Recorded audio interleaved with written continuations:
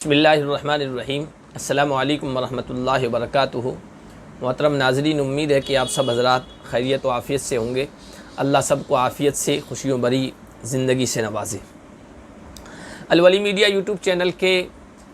ایک اہم پروگرام آپ کے مسائل اور ان کا حل کے ایک نئے ایپیسوڈ میں آپ سب کا استقبال ہے۔ اس پروگرام میں آپ کی طرف سے کیے جانے والے سوالات کے جوابات دیے جاتے ہیں، مسائل کا حل پیش کیا جاتا ہے اور اوراد و وظائف بتائے جاتے ہیں۔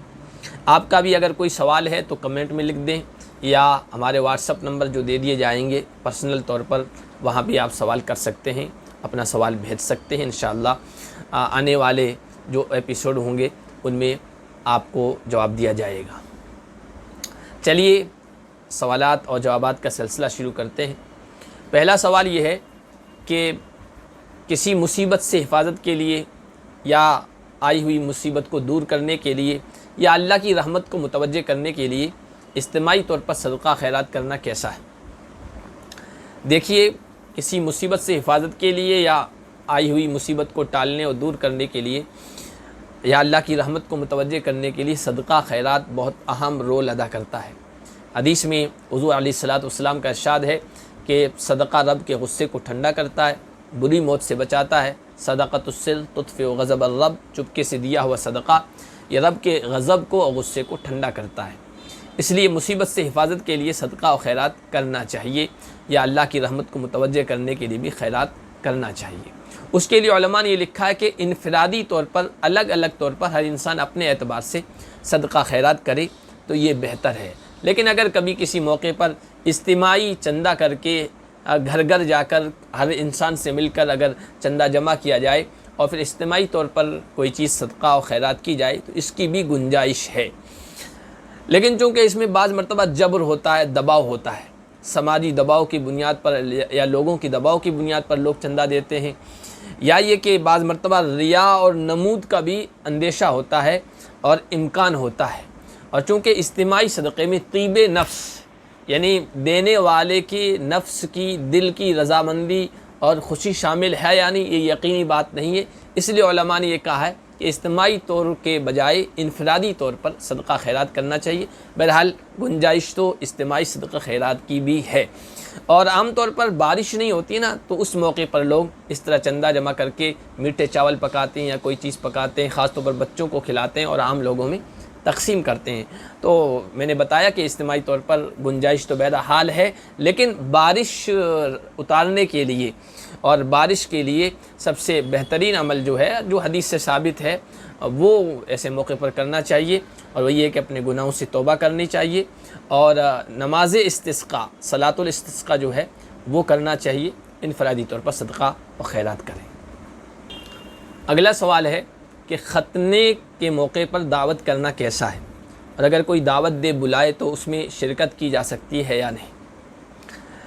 دیکھیے، ختنہ کرنا تو مسنون عمل ہے، یہ تو شریعت سے ثابت ہے، لیکن اس موقع پر دعوت کا اہتمام کرنا اور اس کو لازم اور ضروری سمجھنا نہ شریعت سے ثابت ہے اور نہ اس کے منع کی کوئی دلیل شریعت سے یعنی قرآن و حدیث سے ثابت ہے۔ لہذا ختنے کے موقع پر دعوت کا اہتمام کرنے کے عمل کو فرض، واجب اور نہ مسنون قرار دیا جا سکتا ہے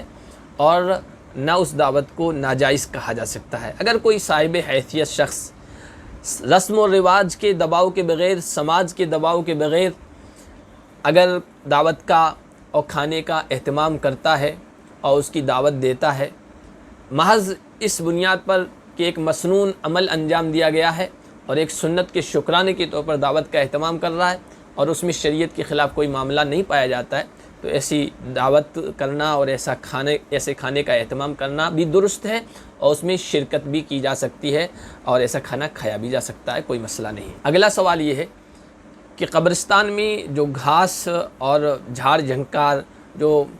کنٹیلے درخت اگاتے ہیں ان کو کاٹ دیا جاتا ہے، اس گھاس پھوس کو کاٹ کر وہی قبرستان کے اندر جلانا کیسا ہے؟ دیکھیے، ابو داؤد کی ایک حدیث ہے کہ لا تتبع الجنازۃ النار، جنازے کے ساتھ آگ نہ لے جاؤ۔ اس بنا پر علماء کرام نے یہ لکھا ہے کہ قبرستان کے اندر آگ جلانا منع ہے، اس لیے جو گھاس پھوس کاٹی جائے اس کو وہیں نہ جلایا جائے بلکہ قبرستان سے باہر کسی جگہ پر لا کر جمع کر کے اس کو جلایا جائے۔ قبرستان کے اندر گھاس کو جلانا یہ میت کی توہین اور بے احترامی ہے، اور میت کو اذیت پہنچانا ہے۔ جس طرح زندہ انسان کو اذیت پہنچانا صحیح نہیں ہے اور اس کی بے احترامی اور توہین کرنا درست نہیں ہے، میت کے ساتھ بھی اسلام ہمیں یہی رویہ اختیار کرنے کو کہتا ہے۔ اس لیے قبرستان میں آگ جلانا اور وہاں گھاس پھوس کو جلانا، خاکستر کرنا مکروہ ہے۔ اگلا سوال یہ پوچھا گیا ہے کہ آپ صلی اللہ علیہ وسلم کے جسم پر مکھی نہیں بیٹھتی تھی، کیا حقیقت ہے اس کی؟ کیا یہ صحیح ہے، درست ہے یا نہیں؟ دیکھیے، مکھی انسانی سماج کا ایک حصہ ہے۔ جہاں انسان رہتے ہیں وہاں مکھیاں بھی رہتی ہیں،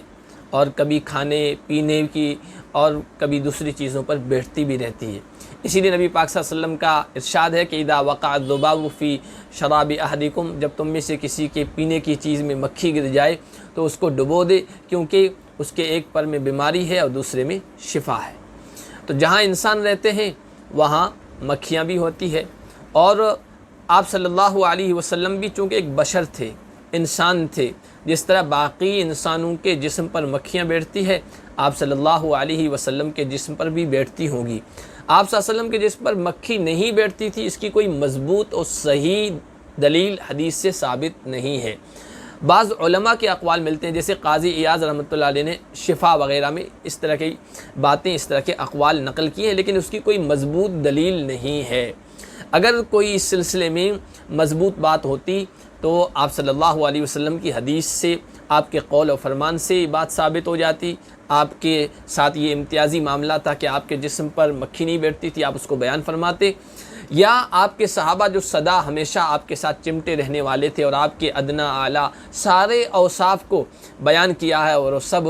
احادیث میں موجود ہیں، اور نبی پاک صلی اللہ علیہ وسلم کے معجزات میں محدثین نے اپنی اپنی کتابوں میں ان کو جمع کیا ہے۔ اس طرح کی کوئی بات صحابہ سے منقول نہیں ہے کہ آپ کے جسم پر مکھی نہیں بیٹھتی تھی، چونکہ آپ سماج کا ایک حصہ ہیں،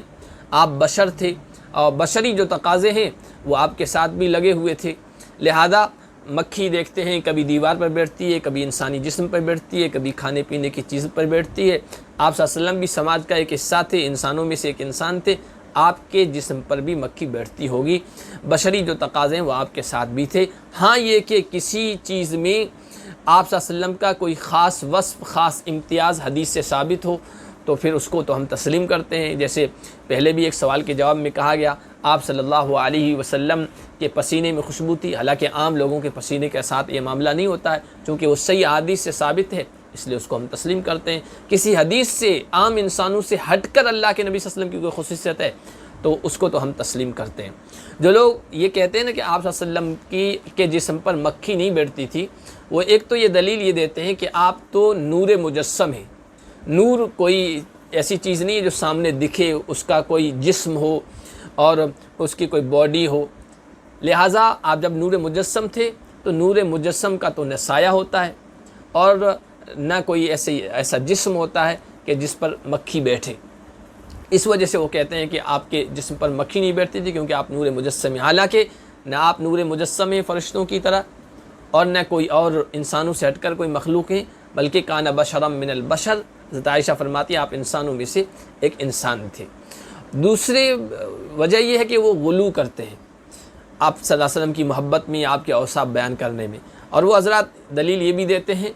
کہ مکھی جو ہے نا یہ گندگی پر بھی بیٹھتی ہے، اور آپ صلی اللہ علیہ وسلم ہر طرح کی گندگی سے پاک تھے، خوشبودار تھے،